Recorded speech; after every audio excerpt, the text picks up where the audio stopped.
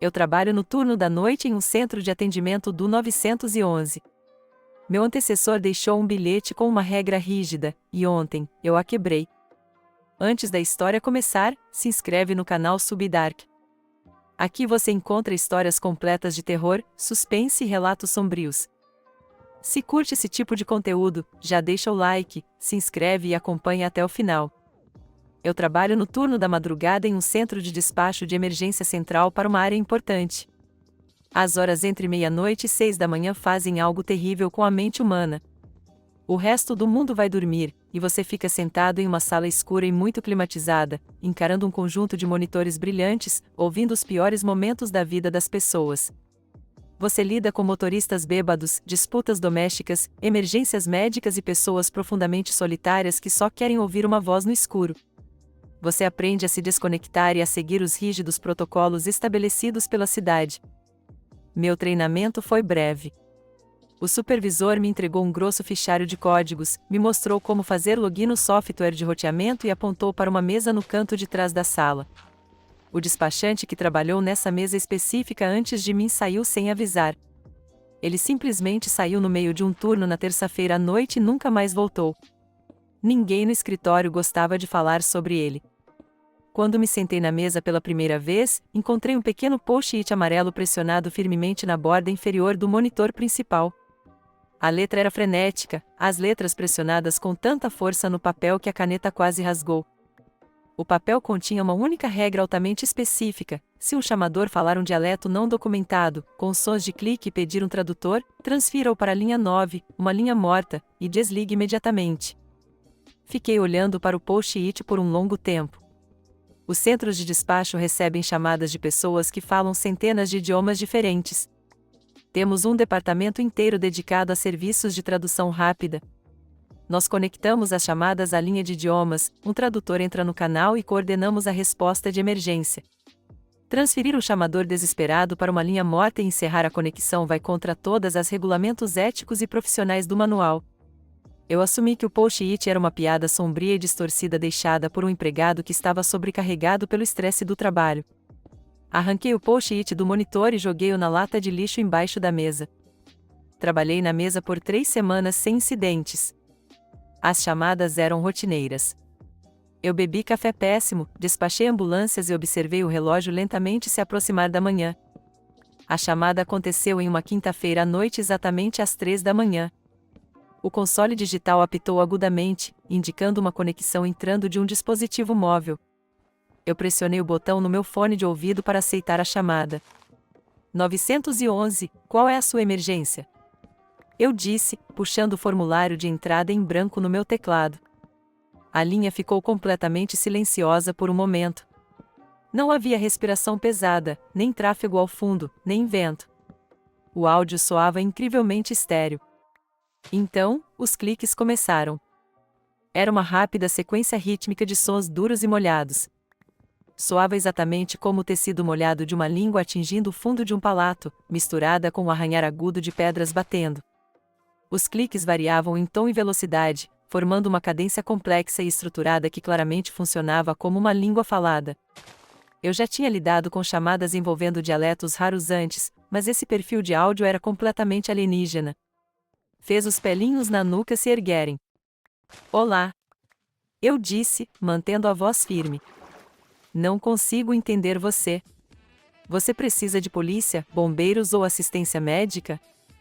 Os cliques pausaram. Uma voz profunda e distorcida falou através do ruído estático. A voz soava incrivelmente artificial, como se várias cordas vocais estivessem vibrando simultaneamente para produzir as palavras em inglês. Tradutor. A voz raspou, as sílabas arrastando-se pela conexão. Precisamos de um tradutor. Um forte impulso de adrenalina inundou meu peito. Lembrei-me imediatamente do post-it amarelo amassado que estava no fundo da minha lata de lixo. Movi meu mouse pela tela, pairando o cursor sobre o diretório de transferência manual. Localizei a linha 9. Meu dedo descansou sobre o botão esquerdo do mouse. Estava completamente preparado para clicar no protocolo de transferência e encerrar a chamada. Antes que eu pudesse pressionar o botão, um novo som irrompeu pelo áudio. Era uma criança. Um menino pequeno, chorando suavemente ao fundo. Sua voz era incrivelmente clara, totalmente desprovida da distorção do chamador principal. Por favor? A criança soluçou, sua voz tremendo de terror genuíno. Por favor, ajude-nos. Ele está machucando minha mãe. Quero voltar para casa. Minha mão congelou sobre o mouse.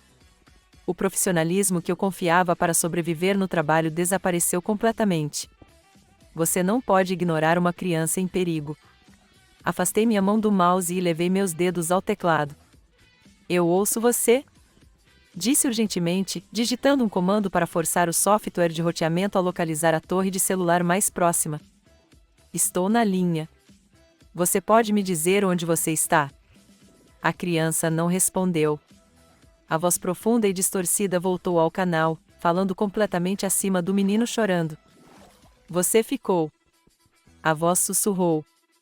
Os sons de clique romperam novamente, significativamente mais altos e agressivos desta vez, abafando completamente o ruído de fundo. O ruído molhado e arranhado atravessou meu fone de ouvido, vibrando dolorosamente contra meus tímpanos. Olhei para o software de localização no meu monitor principal. O mapa tentava fixar o sinal, mas o raio de rastreamento estava completamente com defeito. O círculo de perímetro vermelho pulava descontroladamente pela grade da cidade, esticando-se do centro até a periferia, totalmente incapaz de localizar uma coordenada estável. Senhor, você precisa me dizer sua localização. Eu exigi, ignorando os sons de clique dolorosos. Estou despachando unidades, mas preciso de um endereço. O estática na linha aumentou violentamente, produzindo um agudo e ensurdecedor grito de feedback de áudio. Arranquei o fone de ouvido dos meus ouvidos, jogando-o sobre a mesa. A chamada desconectou abruptamente, e o cronômetro na minha tela foi redefinido para 0.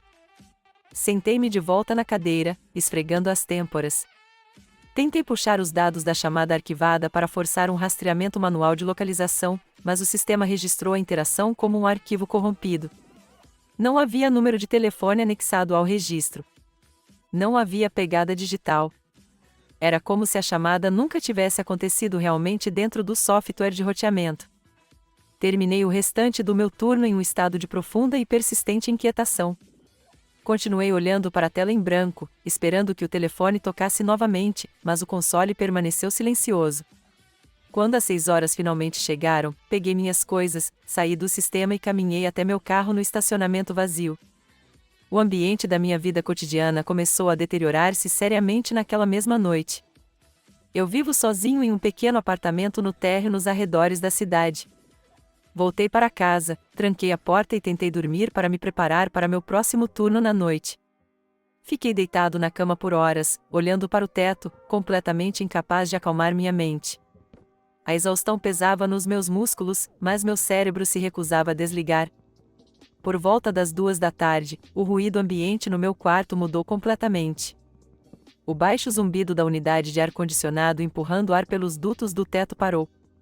O som distante do tráfego na avenida do lado de fora da minha janela desapareceu completamente em silêncio. Um som agudo e molhado ecoou do escuro corredor fora da porta do meu quarto. Era o clique.